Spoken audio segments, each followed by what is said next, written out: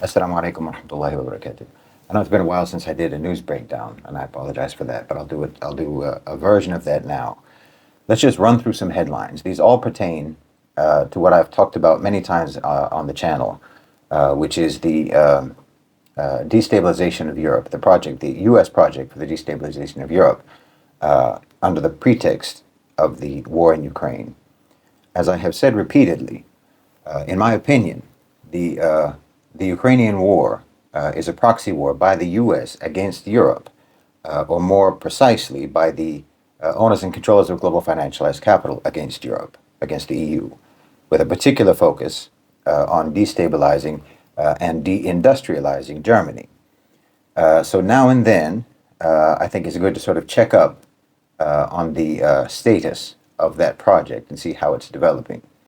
The first headline, I'll do the headline and then a summary of the story. Germany has ordered weapons worth billions of euros from the United States. During his visit to the United States, the German Minister of Defense announced the signing of a large number of contracts with American arms and defense companies for the purchase of weapons and equipment amounting to approximately 23 billion euros. Now, bear in mind that this comes in the context of Germany pushing for, or you could probably say being pushed for militarization, to remilitarize Germany. And they've been fanning the flames of a potential war against Russia.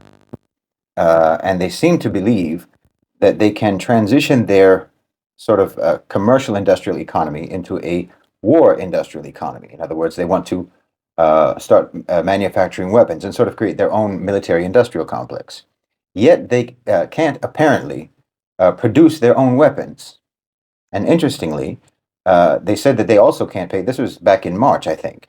They said that they're not going to be able to pay their obligations to NATO, their financial obligations to NATO. Germany was again in March, Germany was buying back old weapons that they had previously sold to the Gulf. So they have a weapons shortage. Their industrial base is crumbling by the day. Capital outflows are at record highs. Bankruptcies are at record highs. And supposedly, their proposed solution is to ramp up military production, which is why they are fanning the flames of a potential NATO war with Russia. They want to create this hype. They want to create this panic and this frenzy about war with Russia, so to justify military spending and so on. But at the end of all of that, they end up just funneling money to American weapons manufacturers. So think about that. Now, the next headline, Germany is considering mandatory military service for all citizens.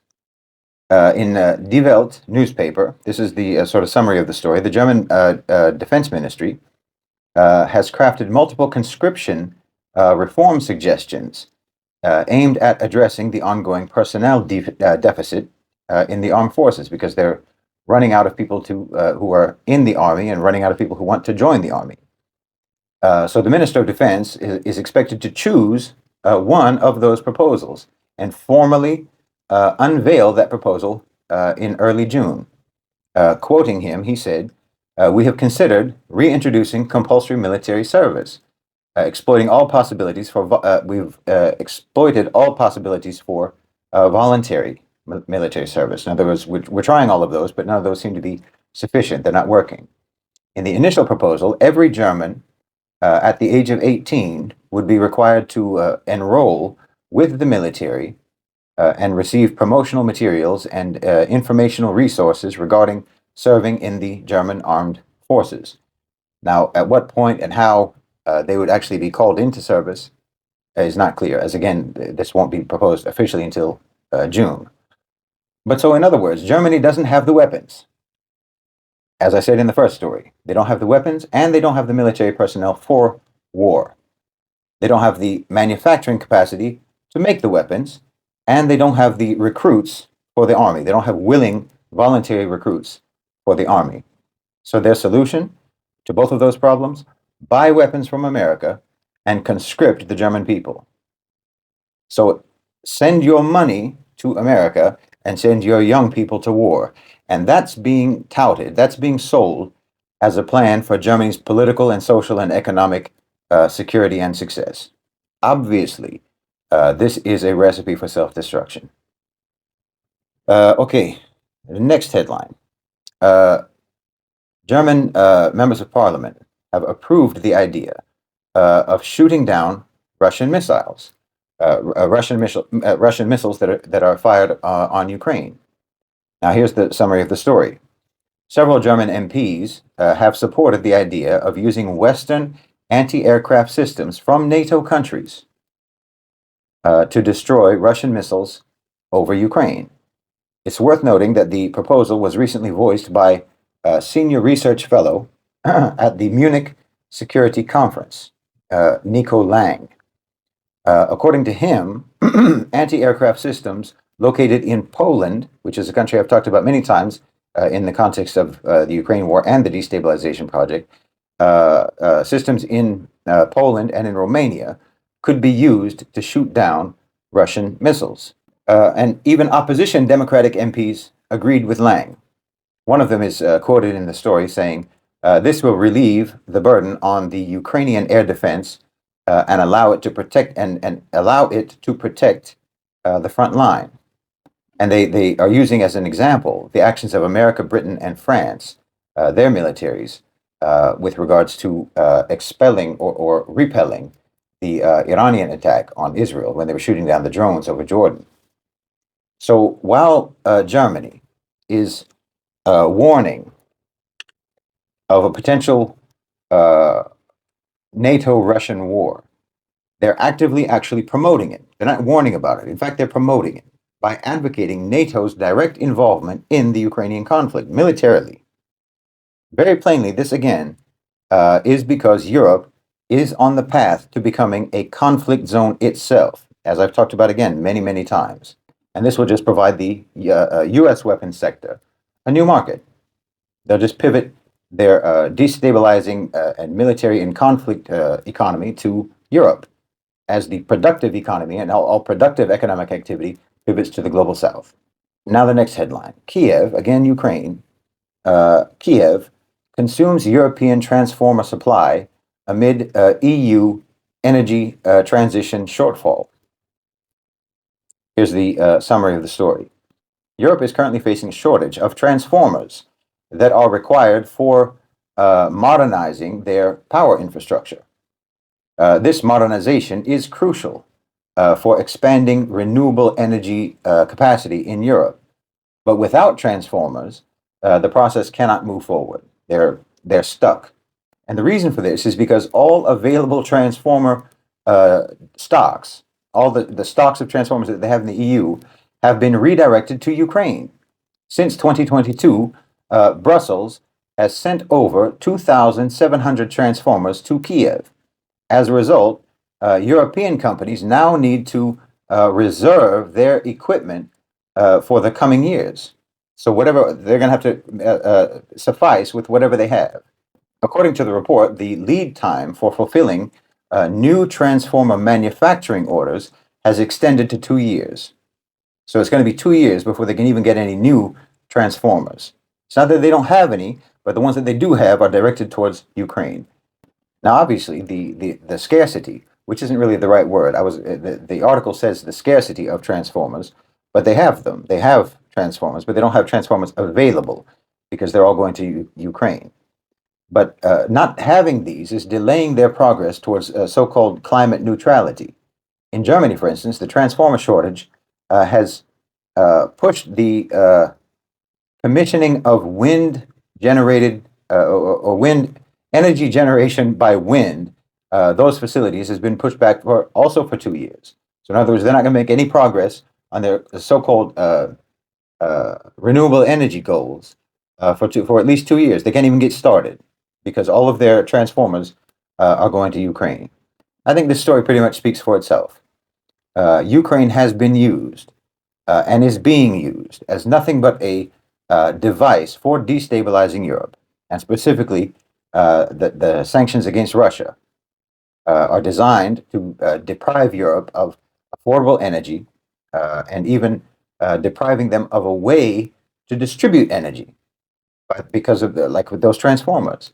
I think it also has to be mentioned here that this exposes this policy specifically exposes that the climate crisis hysteria and the fanatic drive for renewable energy is nothing but propaganda. Clearly, it's not really a priority, not a real priority.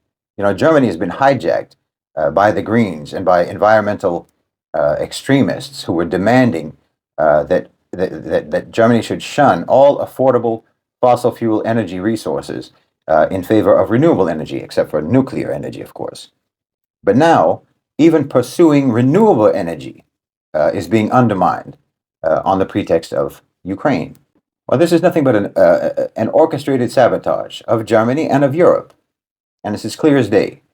And now the next headline. Joe Biden has announced new tariffs on the importation of Chinese electric vehicles, solar energy equipment, and machinery, and medical supplies.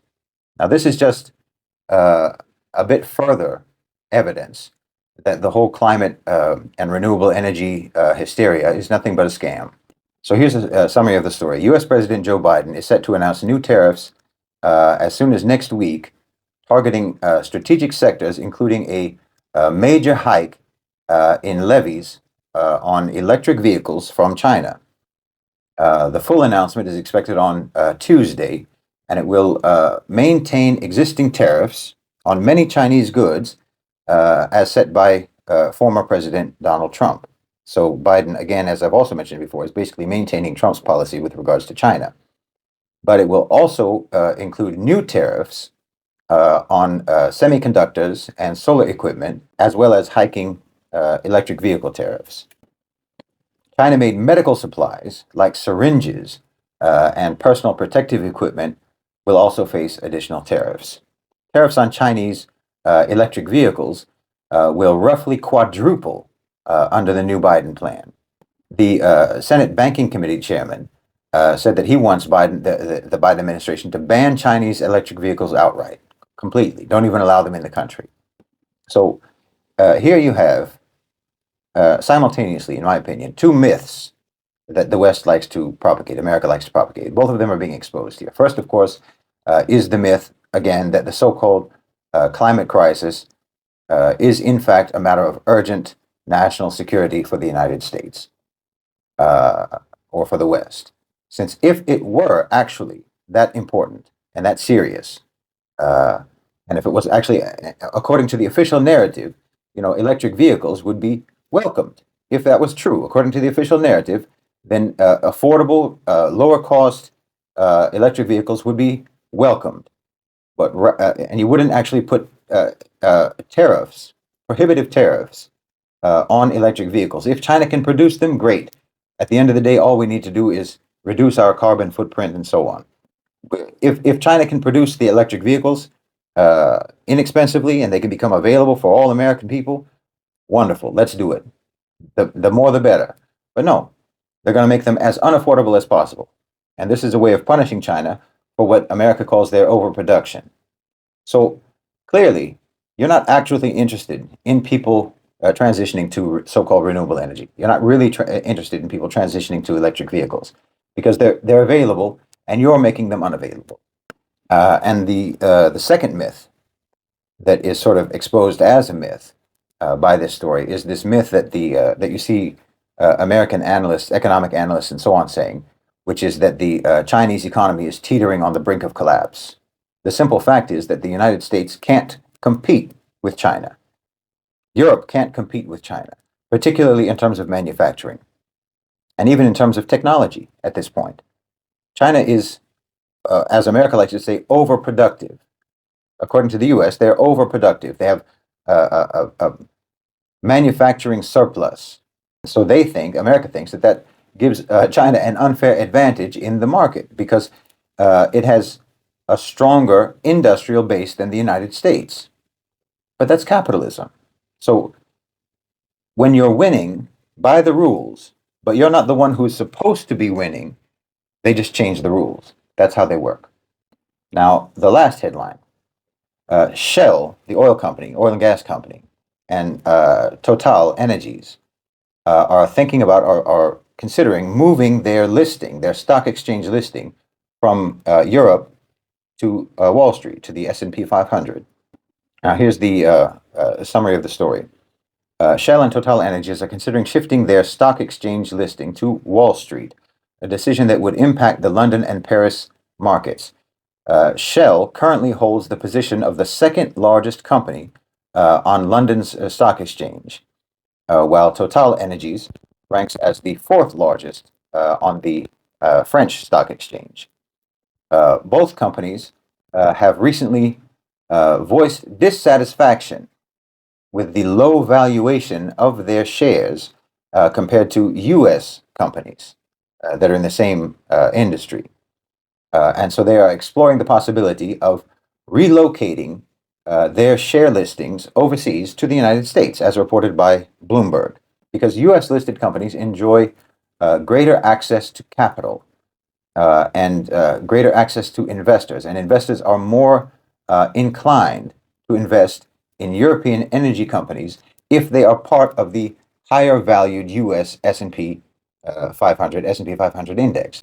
If Total Energies and Shell do move their primary stock market listing from Europe to the S&P 500 in the United States, it could have significant implications for Europe. It could have obviously positive implications for the U.S. and long-term positive implications for the companies themselves.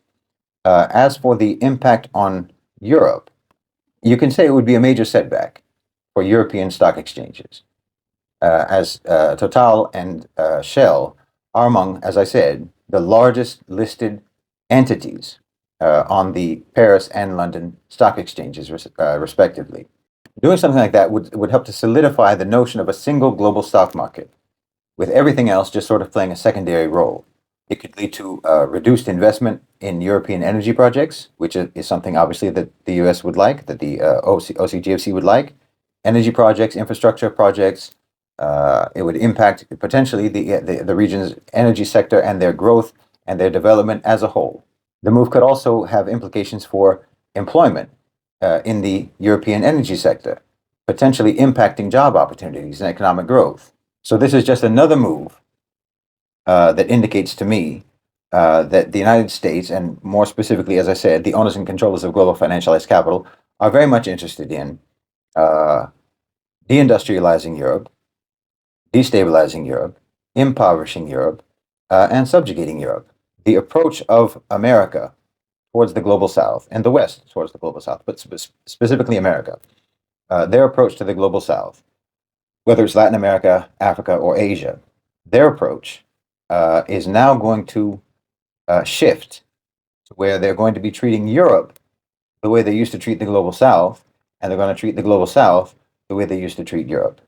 And all of these news stories, in my opinion, are indicative of that fact, including the militarization of Europe and trying to turn Europe into a conflict zone.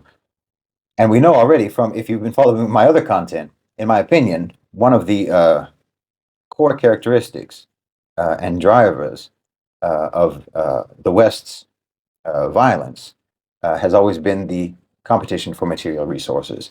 So they are going to decrease Europe's access to material resources and then watch them fight each other. Jazakallah Khayr wa assalamu alaikum.